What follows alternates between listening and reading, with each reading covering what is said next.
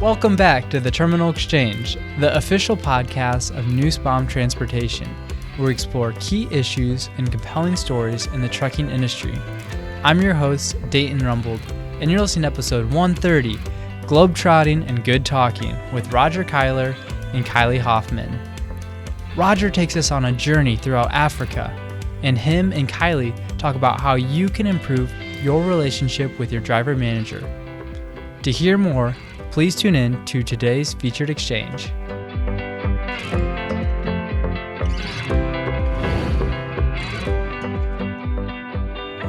Welcome back to the Terminal Exchange. We are rolling in the studio today. We have Roger Kylie and Kylie Hoffman with us today. So thank you for being here. Thank you. Thank you. Excited to have you both.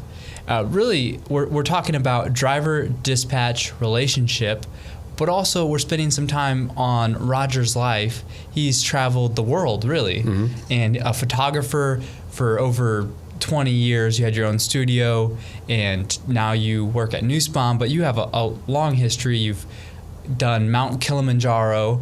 I have not done that. Kylie, have you done Mount Kilimanjaro? I have not. So really excited to talk about this, and thank you for being here. Sure, thank you. Yeah. So to start here, Kylie, tell us a little bit about yourself, and you're a driver manager, correct? Yep. A little bit about what you like about being a driver manager. Sure. And anything else about yourself or your family? Sure. Well, I live here in Bloomington area. I've been at Nussbaum for about a year and a half, and I'm now technically a senior driver manager, so I obtained that, which was great. I am married. I have a 3-year-old son named Nolan, and got one on the way, due in April. So I'll be taking a little bit of time off here in a bit, but I'll be back. And I'm not a very interesting person. I just kind of hang out with my family on the weekends, and that's about it. What do I like about being a driver manager? Honestly, I've worked in the telephone industry for a while, customer service. Really? I did subrogation collections prior to this, so uninsured motorist vehicle accidents. Was that tough?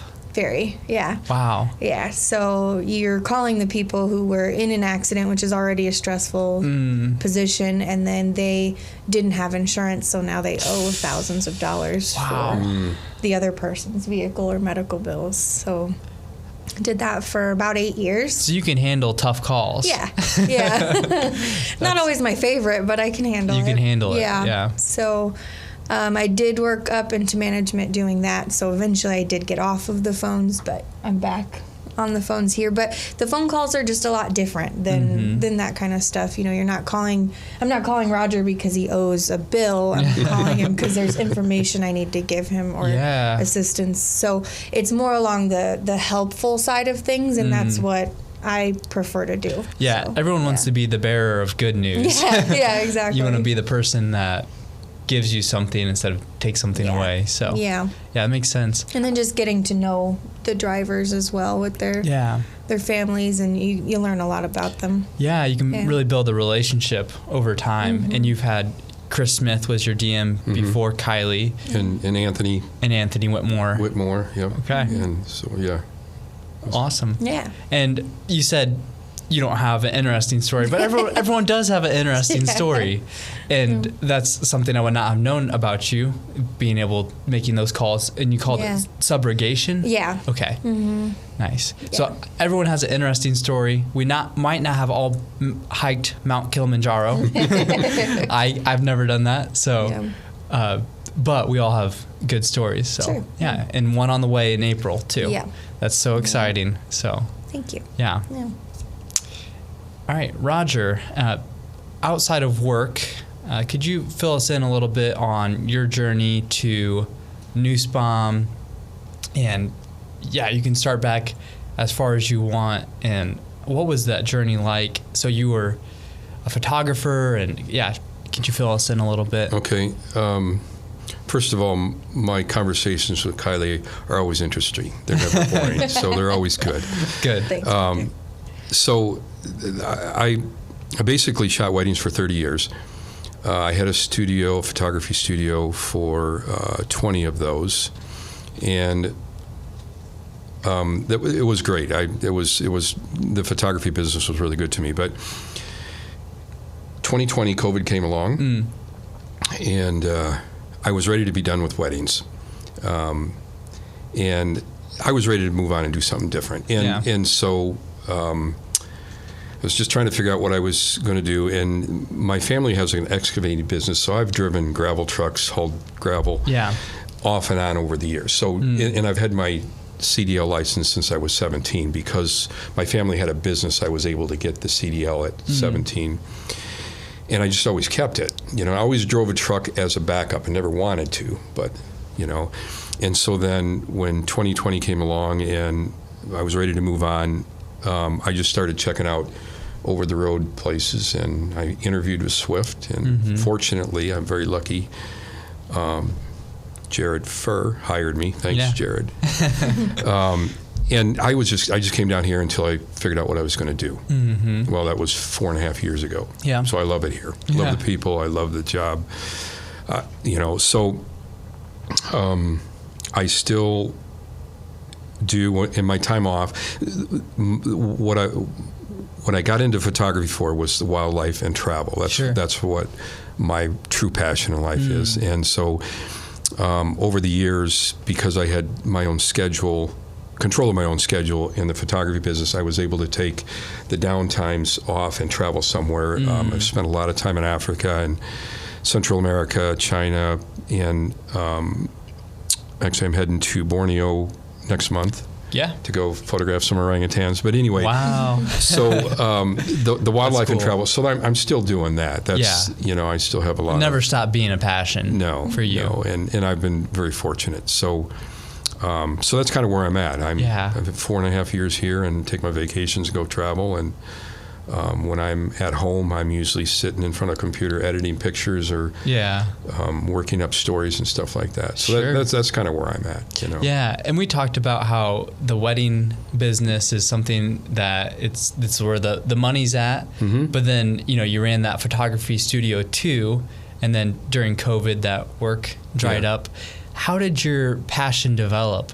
What sparked that fire inside of you to say that I really like wildlife photography? What was that journey? I just remember, so I grew up in a small rural community, and we used to ride our bicycles out to creeks or somewhere out of town, and there was a time when you could just hop on your bike at 5 years old and take off, and it wasn't a problem, But I just remember the birds that I would see along the way, and I do remember that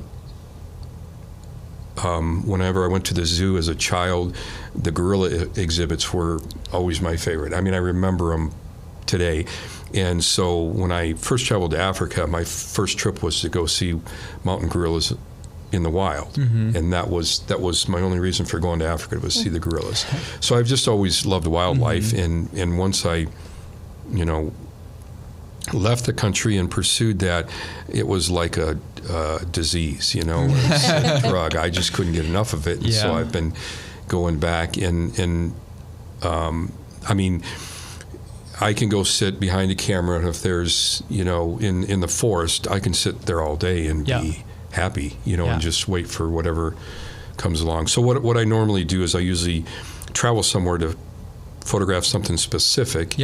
And then I'll go visit villages close by and whatever else is in the area, But so the passion, I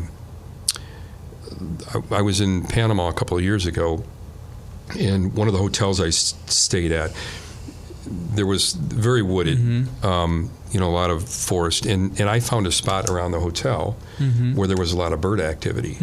And when I wasn't out on the trails or in the parks, I would go and stand in that spot for 3 or 4 hours and just wait for the activity. And I was happy as as pie. And so the passion for the wildlife, it's just something that makes me happy. That's cool. They say you find that passion when you're doing something that you have no concept of time. Exactly. You can just get lost in it, and you're just in this flow state of mind. Yeah. And so, it's really cool to see that you've really found that and pursued that. And, and it's worked out. Yeah, and when I dream about, I find myself in some other country. So it's just, it is truly a passion, and I'm very fortunate that I have that passion. Yeah. It's an amazing one. So we're all from small towns, right? We were talking about that, small towns.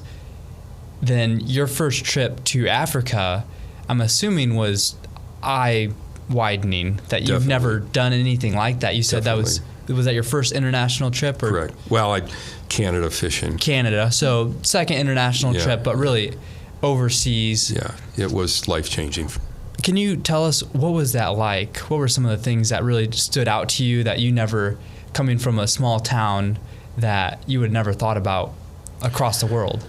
Well, on that first trip, it was a 3-week trip to Rwanda, Uganda, and what was the Democratic Republic of Congo at that time. I'm sorry, it was Zaire at that time. Mm-hmm. Now it's the Democratic Republic of Congo. I went there just to see the gorillas of Rwanda. That was my focus. Yep. And the culture and the people are what really grabbed my heart, And so seeing different cultures, meeting people from another world or third, another country, and that just was an eye-opening for me. It wasn't something I expected. I was more focused on the wildlife photography and just really didn't think much about what else I was going to experience, and it was life-changing, And so Africa, I've been to about 15 different countries over there, and I go back as much for the people as I do for the wildlife, because they've always treated me well, And when I'm there, when my feet are on the ground over there, I'm a happy person, And are you comfortable? So you started off with more organized trips, maybe going with a tour, and then you slowly started doing these solo trips. Correct. With yourself, right? Yep. So how are you comfortable with that? So I did 2 overland tours, which were, first one was 3 weeks, the second was 7 weeks. And on that 7-week one is when I did Kilimanjaro. But it was a situation where you hop on a straight truck that's set up for hauling people, and you would drive to different places, camp for the night, cook your meals on the campfire, and we would hit these different highlights, in the areas that we were traveling to. And that was great, but it was also a little confined for me. I needed more, and I remember one night we were at a campfire and at our camp, and there were some people that knew our guides that came in and spent the night with us, or spent the evening dinner with us.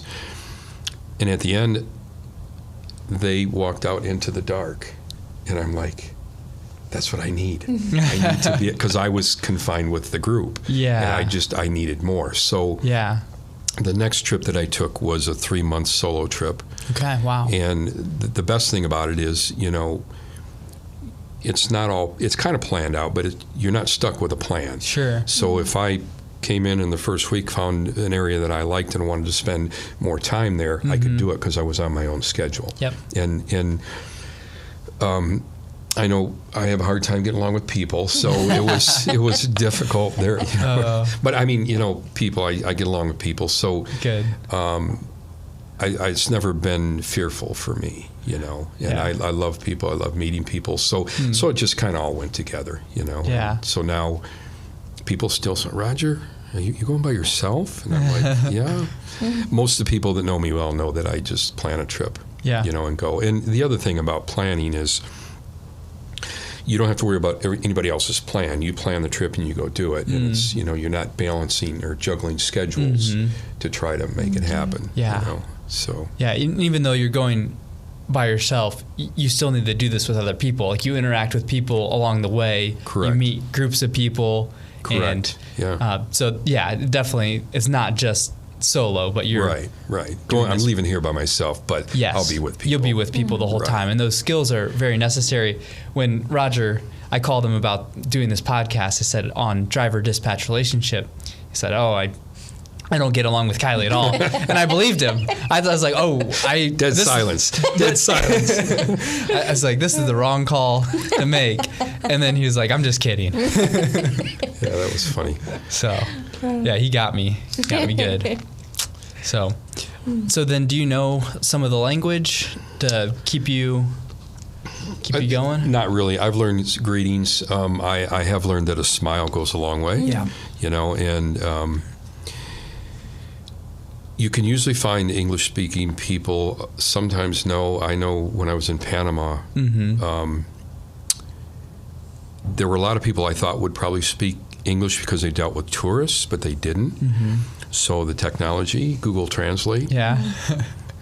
I learned about that. That helps. Oh, it was amazing because there was a taxi driver that I went from with the hotel to the airport.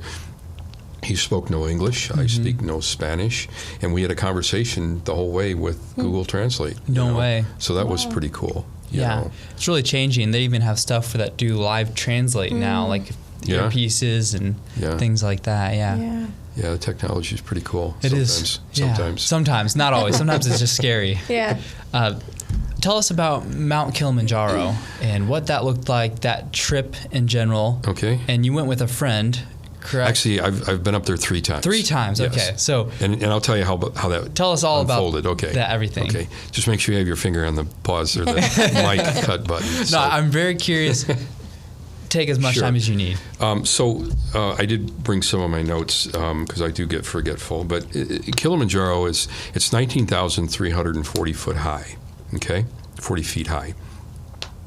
It's the highest freestanding, or actually it's the only freestanding mountain in the world above sea level, and it's the only way that you can get to that altitude in the world without needing technical climbing ability, and that's why so many people go up. It's a hike. It's not a climb. So it's about 50 miles. So it's you go up and go back down, 50 miles up, 50 back. Wow. And it takes what they used to do. The first time that I went up, it was a 5-day hike, 3.5 up, 1.5 down, and I was on this 7-week journey from Kenya to Botswana, I think is where we ended up, through 7 countries. That wasn't part of the trip, it was an extra. And the people I had just met on the tour, there were 20 of us, talked me into going. And so I knew nothing about it, and I learned a lot about it on that trip. So you hike up slowly, and the biggest problem is altitude sickness. That's what keeps most people from making it to the top. And the people that least make it to the top are young men, because they make the first 3-day hike too fast. Yep. They get terribly sick, and they have to go back down, because the only thing to relieve mountain sickness is the altitude sickness is to go back down to lower altitude. And so above 15,000 feet, actually 13,000 is where if the altitude is going to affect you, it starts affecting you there. And above 15,000 on my first 2 trips, I was puking my brains out. Yeah, wow. And it feels like there's a vice on your head just squeezing from the pressure.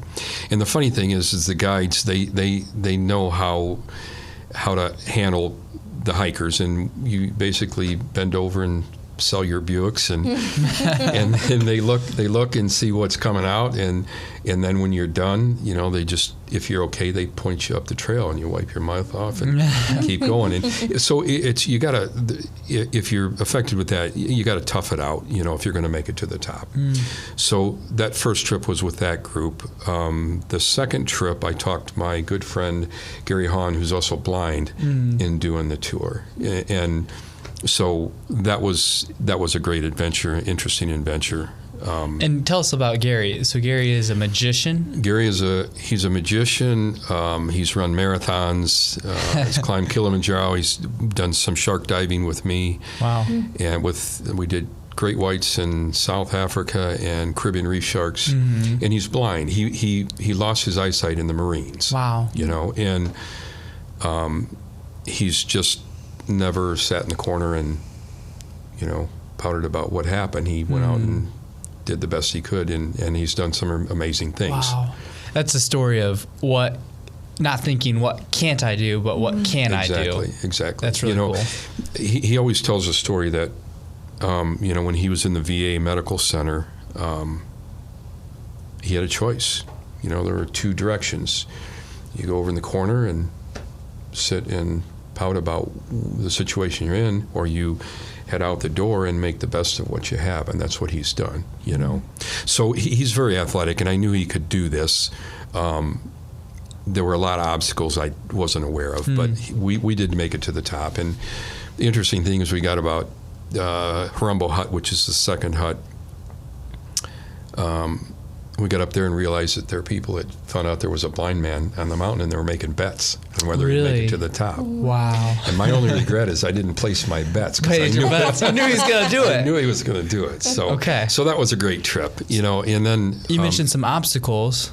Yeah, major obstacles. Yeah. I remember when we started, we've been many places where he just grabs a hold of my arm and I guide him, around the obstacles, and that wasn't working. In fact, at one point we both fell, and he tweaked his back a little bit, and I'm like, oh, this isn't good, So, excuse me. So what happened? What I realized, I just needed to let him go and figure out how he was going to manage this mountain, because there were some trails that were like cobblestone, just a lot of rocks, and rather than me try to guide him, I just needed to let him figure it out, and then he figured it out, and we got on a roll, and we made it to the top. Yeah, it was great. Excuse me. And then the last time I did it was 2017. And I was 57 at the age, so at that age I was 57. So I was not sure how well my not so young body would do, but I did pretty well. Anyway, the great thing about what I did is my wife at the time talked me into going up one more time, and that's why I went. And we got up to, again, Harumbo Hut, which is the second hut, second night, and we spent an extra day, and that made all the difference in the altitude. So when I got up to 15,000, I didn't have the headaches and didn't have the vomiting. And so that was a good trip. We made it to the top. And one of the nice things about that trip is I had upgraded to some of the latest digital photography equipment. So I was able to do some really awesome landscapes and nice pictures of the mountain, so it was good. It was all good. Yeah. And doing that, so the trick to avoid the altitude sickness is to take it slow, or take it slow, or do an extra day. Now they have it's evolved a lot, and now you can do, if you have the time and the money, you can do it in 7 days. But when I first did it, it was 5 days. And the reason they did it in 5 days is to get you up and back, so you weren't up there to suffer with the altitude if you're having problems with it for very long, because you get up there, get to the Uhuru Peak, which is the highest point in Africa on land, take your pictures, and then head back down. Okay. And one of the coolest things is when you do get to Uhuru Peak, which is the highest point, you're standing the highest person on the whole continent of Africa. Wow. It's really cool. Yeah. Wow. And so there's I'm not sure, I didn't find out how many people, there's hundreds of people that do it every year, and there's about 4 to 7 people that die on the mountain every year. Really? Yeah. So it is a pretty treacherous It can be, yes. Mountain. Yep. And there's several trails you can take up, and you can take as long as you want if you have the budget. But some people get up there and have issues with the altitude, and it can be a death sentence, if you don't get back down in time. Yeah. Yeah, the highest I've gone is 14,000 feet, and my head was hurting a lot. Oh, sure, yeah. That was, just Colorado. And so I can't imagine going, well, what did you say it was? Well, it's 19,000. 19,000. It's 10,000 below Everest. Yes, okay. But yeah, once you get up about 14, 15, I mean, I just remember the first couple of trips, and I think that's the reason for vomiting was the pressure on my head. It felt like there was a vice in somebody. Just, you know, and it's just the altitude, you know. Yeah. Once you turn around and go back down, it starts feeling better. So yeah, it's very cool. And you did that pretty recently too. You said 2017. So it's awesome. All right. Anything else about Mount Kilimanjaro? So you've done that 3 times. I've done it 3 times. No, just that was pretty much all my notes. Cool. It's an amazing. It's a beautiful mountain, snow-capped. But one of the most beautiful things is there's a mountain called Mawenzi that you basically hike around on your way up. That's actually probably the most beautiful part of the whole mountain. Really? Wow. But it's a lot of people do it, so it's Yeah, and I know the numbers like Everest, I feel like are growing every year. The amount of people that are doing these. I was just climbs. listening to a program the other day, and I knew this was happening because I've seen things. Is they're having a problem with traffic jams. Really? On Everest, and the problem is there's so many people doing it. They're talking about raising the price to cut down that number, but what happens is, you know, there's only a small window of time to get from a higher point on the mountain to the summit and down, and what's happening is they're having these traffic jams because there's so many people there that it affects people getting up and down in time, and it becomes very dangerous and sometimes deadly, you know. Yeah. Wow. Well, I'm glad you're still here and that you're able to do those trips successfully. So if you wanted to talk about one of your favorite photography expeditions, and then we can talk more about the trucking industry after that. But I'd be curious, when you think back, what are those memories? It's kind of like saying, talk about your favorite child, you know? I mean, you like them all. Yes, but I think probably I've had several great trips, and how I look at it is I expect the worst and hope for the best, and I'm seldom disappointed. But probably my favorite was my first 3-month solo trip. I had 2 big backpacks and 1 camera pack, and it was 3 months of my greatest concern was the next picture I was going to take, you know, and I learned how to travel on my own and met a lot of people, and that's probably was one of the favorite trips. And I photographed a lot of gorillas, wild gorillas on that trip.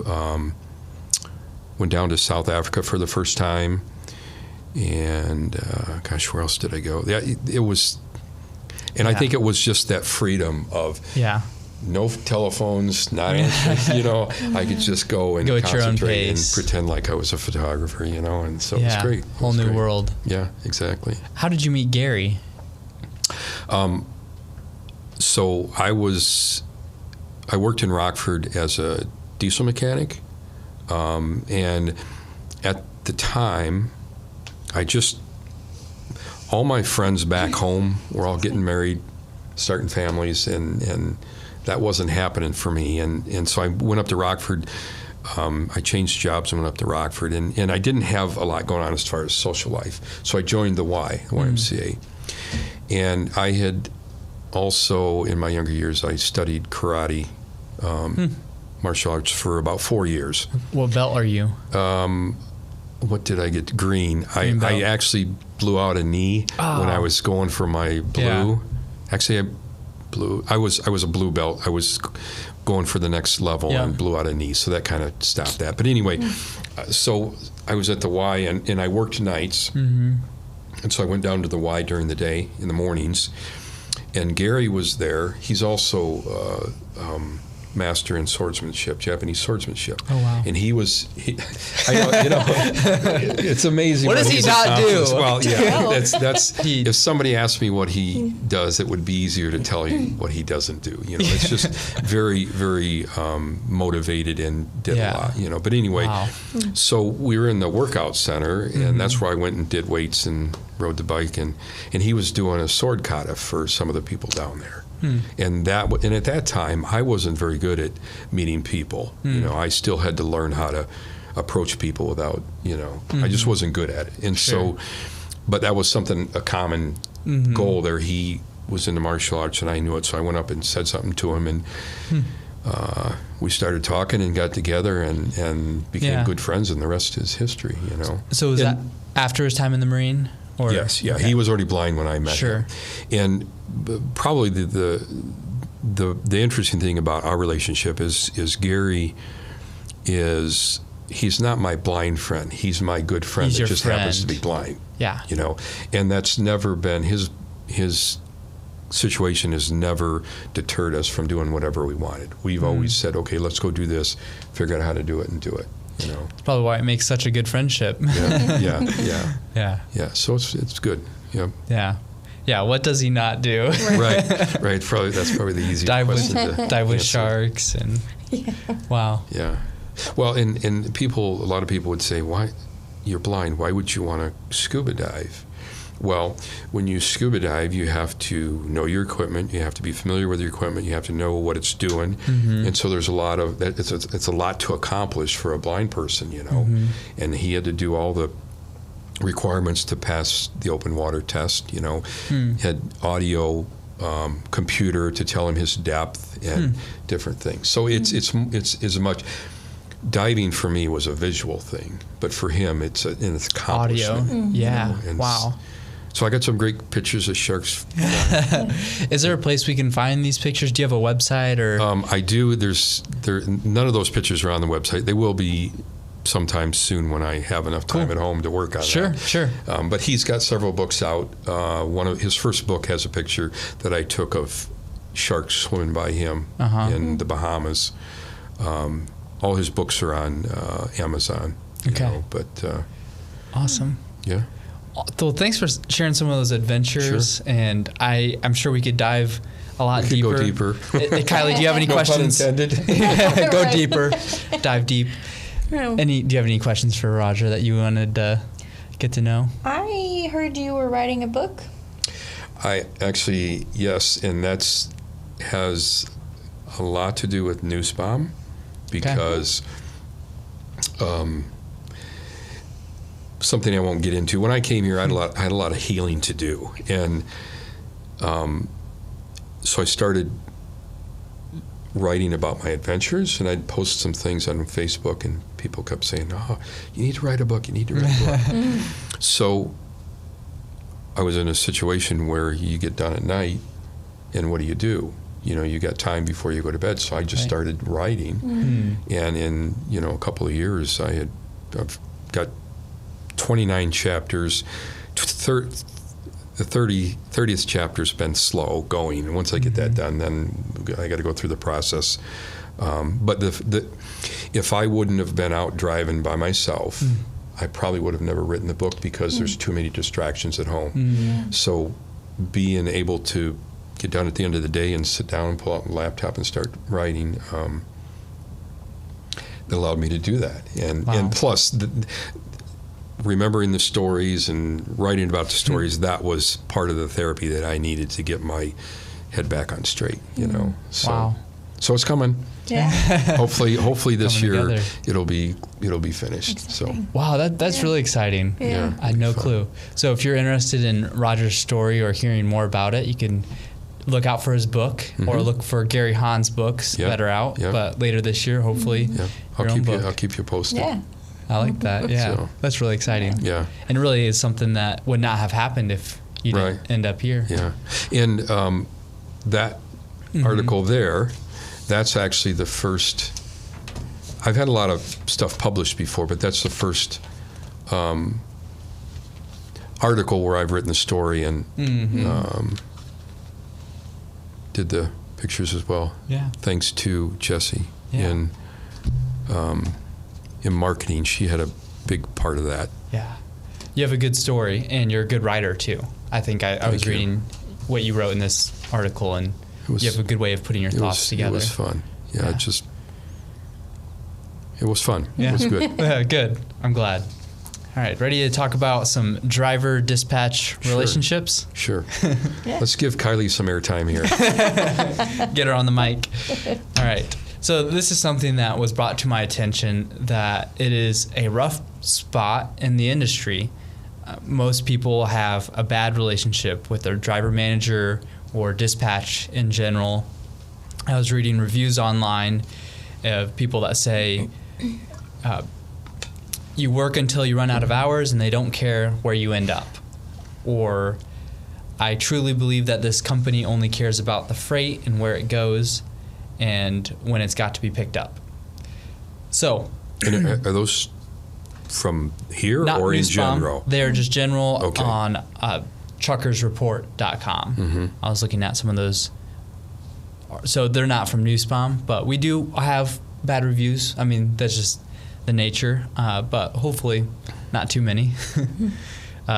So how do you maintain a good driver-dispatch relationship? What are the key elements to keep that thriving? How do you promote healthy communication? What's that look like? So Kylie, you've dealt with difficult phone calls, so I don't know, you go ahead. Yeah. Well, I think the biggest thing for me, which is pretty obvious, is the open communication and like you have here, accurate information. I mean, if you send a driver to get a load and you have information, hey, you need to go to this dock or you need to be here at this time in order to make this delivery. If that's not relayed to the driver, they get there and there's issues, or they get to the delivery and there's issues. And I had some information that they should have had and didn't. That can cause a lot of frustration on everybody's end, especially the driver if they have to sit for an extended period of time because I failed to communicate something to them. And don't get me wrong, I've forgotten or missed something before, but it's something that I really try to avoid to do. So having that open communication. Yeah. And I mean, the drivers are the whole reason that we're here, right? I mean, without them, we wouldn't be moving freight. We wouldn't totally have a trucking company. So just making sure that they are, as happy as I can help them be, so. With any and every question that comes up. And being available as much as possible. And that is an important thing, that you do build that relationship, to know that someone's caring for you and watching out for you on the road and making sure that you're getting enough home time and all that stuff. So it makes sense. One thing so I've had several driver managers. They've all been good. Anthony was really good. He was like working with a brother or cousin, had a good rapport. And Chris was really good as well. But whenever you hear that you're going to get a new driver manager, you're like, oh no, no. And so, Kylie comes along and I'm thinking, okay, she's a girl. She probably didn't know anything much about trucks, and then I'm thinking, she's young. She probably doesn't know much about the trucking industry, which I didn't know much about but Kylie's been like a seasoned professional from day one. Yeah. It's never been an issue. And so it's been a great relationship. Thanks, Roger. But I think also, I have a job to do, and if I do that job properly, then there shouldn't be, there shouldn't be a problem. I mean, and I don't ever remember not having the information that I needed. So it's been really good, and in fact, sometimes Kylie has to have the mic shut off button. I mean, because sometimes what I need is, even though I know what I need to do, I just need to talk about it, which is probably wasting her time. But for me, it's the hamster wheel. If I don't talk about it with somebody, then it just keeps going around in my head. That's why I got to call and say, hey, Kylie, this is what I'm supposed to do, or what, and sometimes just having a sounding board is really helpful. Saying things out loud. Yeah, definitely. Yeah. you brought up a good point on Kylie in the trucking industry. How did you end up in the trucking industry? I can credit that to Mr. Matt Gordon. Really? Yeah. I worked with Matt at Denver Mattress or Furniture Row. Sure. It's actually how I met my husband as well. Wow. So I was looking for something else. Being out of the collection industry, I just needed something more positive environment type of thing. And Matt told me about this place, and here I am. And you were doing logistics at Furniture Row? No, I was sales. Nice. Yeah. So awesome. I was not very good at it. So I wanted out of that too. Okay. But yeah, he referred me, and I came on. And yeah, you were right. I did not know much about the industry or trucks at all. My dad's been a truck driver my whole life. But really? Yeah. He did over the road for a really long time, and then joined the military, and he drove trucks out there, and then taught other people how to drive the Army trucks. And now he lives down in Texas, and he drives a pretty kind of like a dedicated route. Sure. Does he work for another company? Yeah. I Lone Star Trucking, I think. Okay, cool. So he actually called me recently and said, hey, I just saw one of your Nussbaum drivers out here. So he told me where, and I looked it up, and I was like, oh, yeah, it's one of Lindsay's dedicated drivers. Yeah. So that was cool. But yeah, I knew nothing about it beforehand. It's not like I talked to my dad much about it. Yeah. But now it's cool because we kind of have that middle ground. Yeah, and we can talk about trucking and tandems and your hours of service. It's pretty fun. Cool. Build that relationship, and that's awesome. So Matt Gordon was the guy that brought you over. Sure did. Yeah. That's cool. And did you find it interesting that we hauled to Denver Mattress? Yeah, I did actually. Yeah, and that there were so many people that work here that had also been at Denver Mattress. Sure. Yeah. That's cool. Who's the other person? So Tyler Thompson, Brian Nearcorn, and then Matt Gordon. I think that's all of us. Okay. Yeah. Very cool.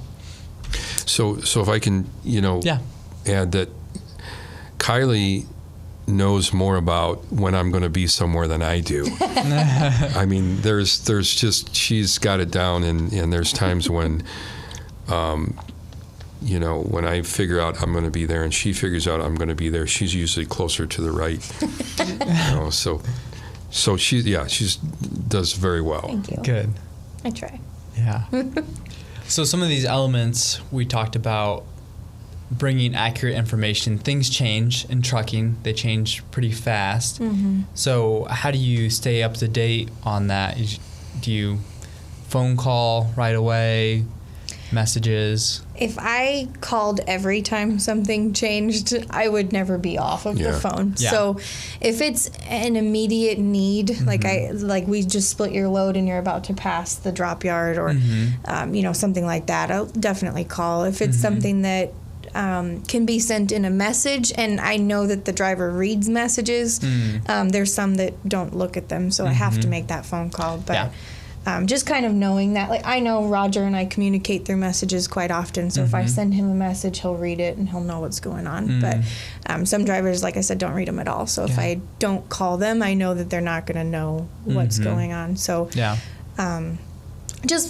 just making sure you kind of understand which driver you're interacting with and what the best way to do so is. Yeah.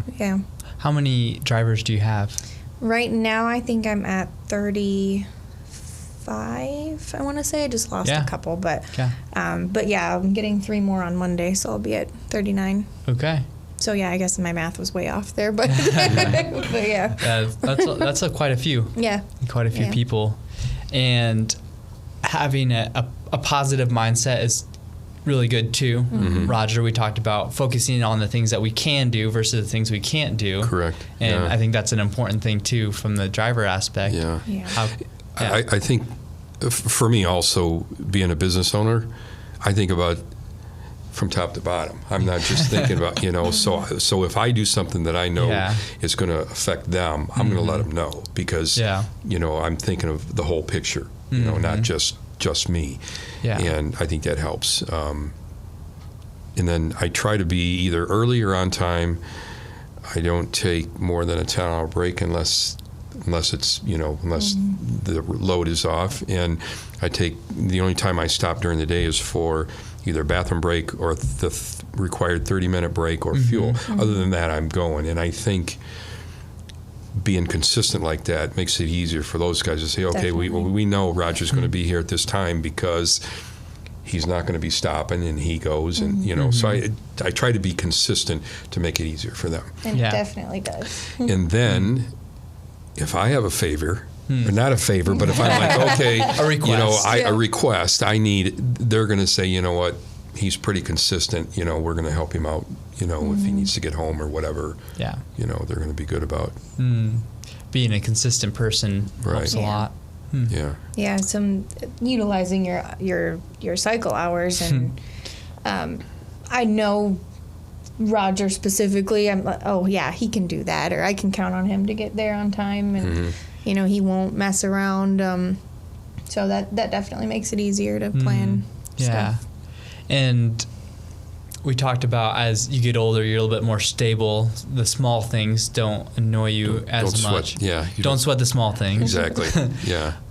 Do you have any pet peeves still, things that, and as a driver that would be like, oh, I really don't like when this happens, and not saying that you're doing a bad job, but just thinking like, what are those things that would cause you to? I'll say two things. And one has nothing to do with Nussbaum, but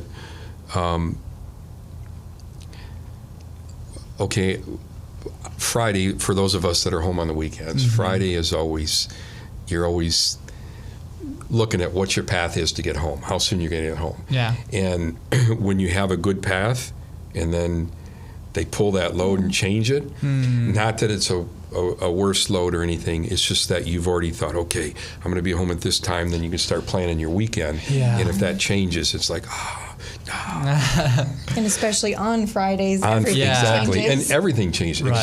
Exactly. Everything changes on Friday. And that's, I understand, that's just part of it. These guys wouldn't do that intentionally. There's a reason for it. They wouldn't say, wow, let's ruffle Roger's feathers today. They wouldn't do that, Coming back to the same reason, they're for my good, like both ways. So like, the driver's looking out for the company, and you're looking out for the company. Everyone's trying to work together, but it is good to be aware of that. That's something that is very annoying when that happens. If you're planning what's going on and then it changes, and you've already had plans. It's frustrating, but it is what it is. Yeah. So take it in stride. Yes. So this is just kind of how I feel about these guys and people here. Is there was one Friday. Denver Row in Bloomington. That's where I was delivering. Okay. And I was 2 hours ahead of schedule. Okay. And so I got there, they got me unloaded, and I had to come here, pick up a load, and then I was going home. So I was going to be home early. I got here, and Kylie calls and says, Roger, that trailer that you're going to take is in the shop, and it won't be ready for a couple of hours. I'm like, gee. Well, so what I did was, I'm like, okay.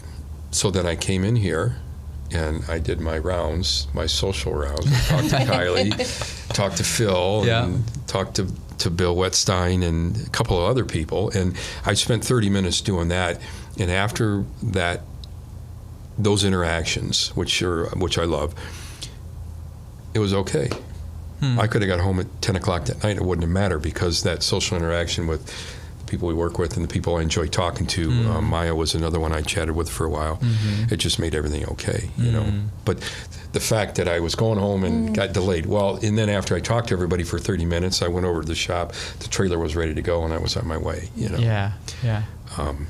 But one pet peeve, if I can make it short, trucker trash. Okay.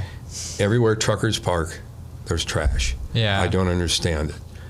Because a lot of times, whether it's on ramps or, rest stops or whatever, there's always proper places to put your trash, and the places are always trashed.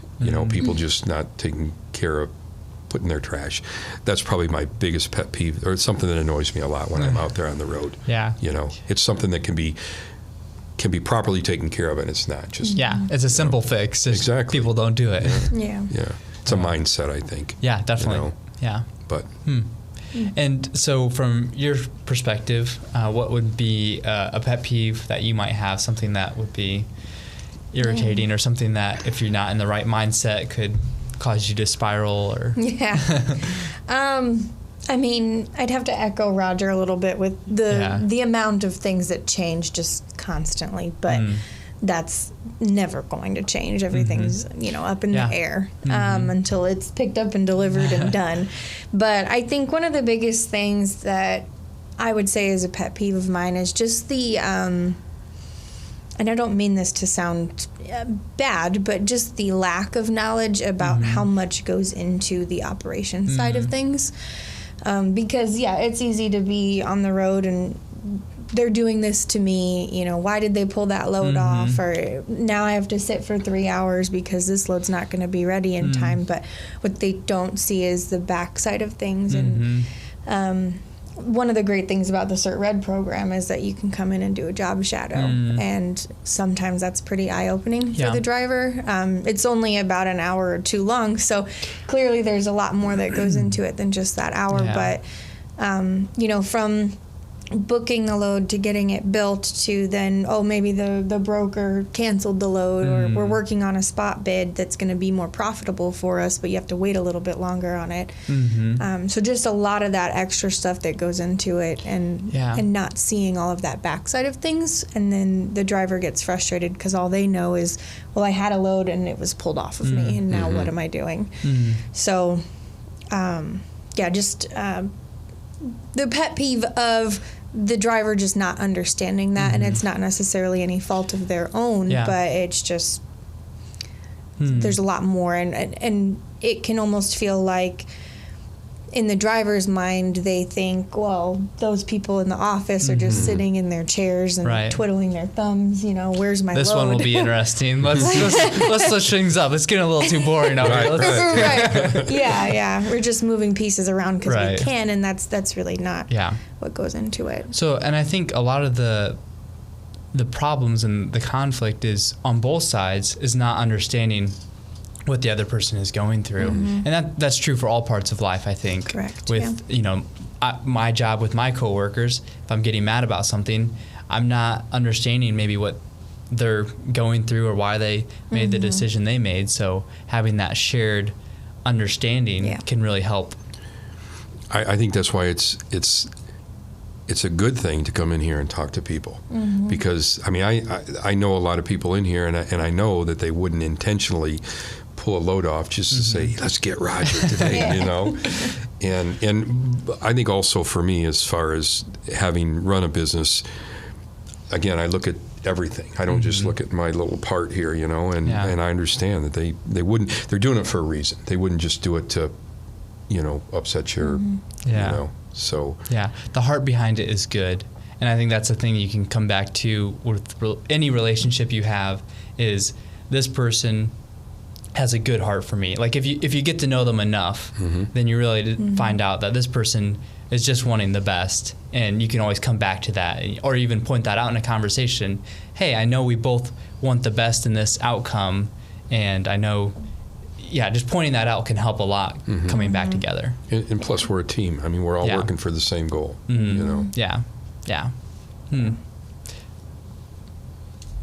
And so I had a question here. How do you build that trust? Are there things that you do that help build trust with each other? You mentioned going visiting people, talking to people helps a lot. The conversation. I mean, I've gotten to know Kylie just through conversations, and most of the time it's business. Sometimes it's just chuckling about something that's off kilter or whatever. The more you talk, the more you build that relationship, and plus when I come through, I'll chat with her, and excellent. And again, I know they're not going to throw me under the bus.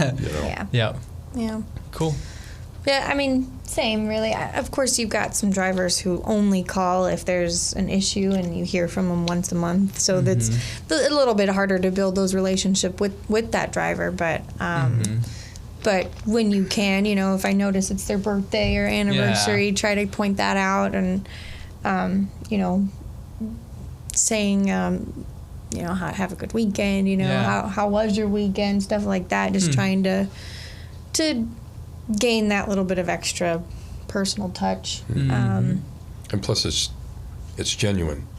She doesn't just say that. I mean, she really means it. Have a nice weekend, and that goes a long way for building a relationship, Yeah. And when things get difficult on the road, like if we do have to pull off a load and it throws off Roger's whole weekend plan or something like that, just making sure that I empathize with that. I mean, I'm not out on the road with you. I don't know, what it's like to not be home all week, but I can understand that it is incredibly frustrating, to have your whole plans kind of thrown off, and it's not an ideal situation. Just making sure I let them know that I get it. And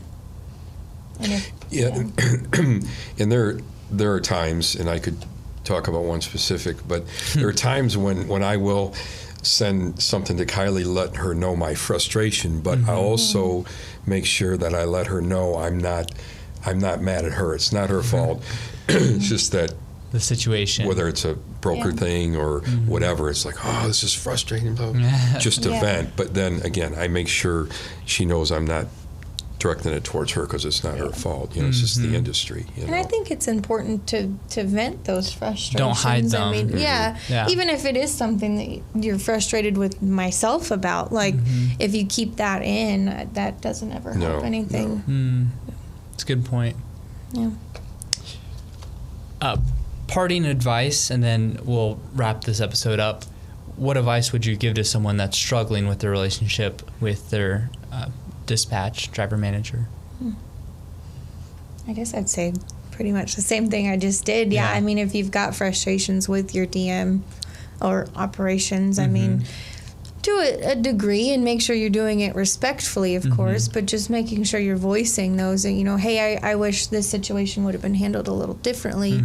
Maybe we can do that moving forward, type of thing. Yeah. Roger?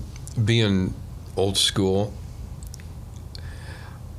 I think it's important if you're in the area to come in and have that, because you both know how sometimes you can get a text and you don't know what the emphasis is there, whether it's no body language. Exactly. And you can misinterpret it. For sure.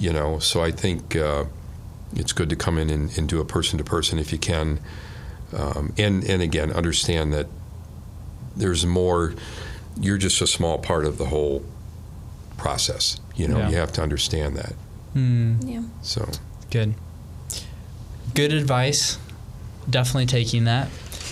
This last little part of the episode, we like to play a game called Hot Takes. This is just a fun way to wrap up the episode and have a little bit of a lighthearted conversation.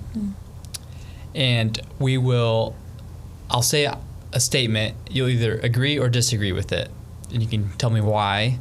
So the first one is a $5 cup of coffee worth it? Yes. Good coffee. Coffee. Yeah. I mean, if it's, from a gas station, no. But good coffee, sure. Yeah. Yeah. Get what you pay for. Right?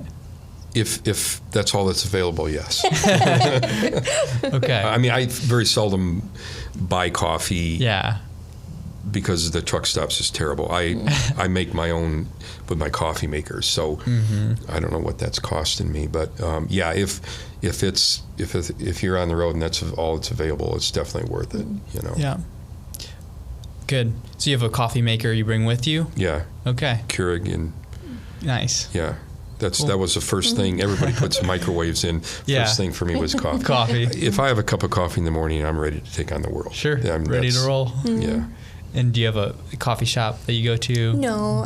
My husband bought a very fancy Ninja coffee machine that you can froth your milk with. Whoa. So we usually do that. Sometimes I'll splurge on the weekends. Sure. Obviously, I have to limit my caffeine intake at the moment. Yeah, makes sense. Yeah. Is pizza without cheese still a pizza? Tough question. I'd say no. No pizza. Yeah. I'd have to agree. That's a main ingredient. Yeah. Yeah. You know, I mean. Because then it's just bread with toppings. Right. Kind of an More abomination. like a sandwich. Yeah. Right. Yeah. Yeah, no, it's just a random one, but you could make the argument that it might be still like a calzone. You just kind of fold it. There's cheese in those too. Yeah, there's still cheese in those. So, is breakfast for dinner a good idea? Always. Always. Yeah. I'll agree. Yeah. Biscuits Can agree and on that gravy. one. Yeah. Yeah. So whatever day of the week, you can always do breakfast for dinner. Mm-hmm. I could. Yeah, me too. Yeah. Yeah. You know, it kind of sounds good right now, actually. Yeah. Yep. Cool. Well, that is the end of our episode. Thank you for being here. Thank you. It's a lot of fun. Yeah. Yeah. Thank you. Thank you to our listeners. And so you'll be heading to Borneo pretty soon. Actually, a week from today. Yep. Very exciting. So look out for any pictures. Look out for his book that's coming. Super exciting. Any idea on what you're going to call it? Out There. If I can get away with that title, it's going to be Out There. Out There. Yep. I like that. Yeah. Out There. Yeah. By Roger Kylie. Thank you to Daniel and all our listeners out there too. Until next time, stay purpose-driven and own it every moment. Hi everyone, this is CJ from Recruiting at Nussbaum, and I'd love to answer any questions you have about driving with us. Give us a call at 309-268-1199 or visit nussbaumjobs.com. Talk to you soon. You've been listening to Terminal Exchange, the official podcast of Nussbaum Transportation. If you're enjoying our content, please leave us a review. Your reviews help us spread the word about these important topics and invite more people into the conversation. You can rate and review us on your podcast app or visit us online at terminalexchange.org. New episodes arrive every other Tuesday, so be sure to subscribe wherever you get your podcasts. You can also follow Nussbaum on your favorite social media platforms and be the first to know when new episodes are released. Thanks for listening. Until next time, own every moment and stay purpose-driven.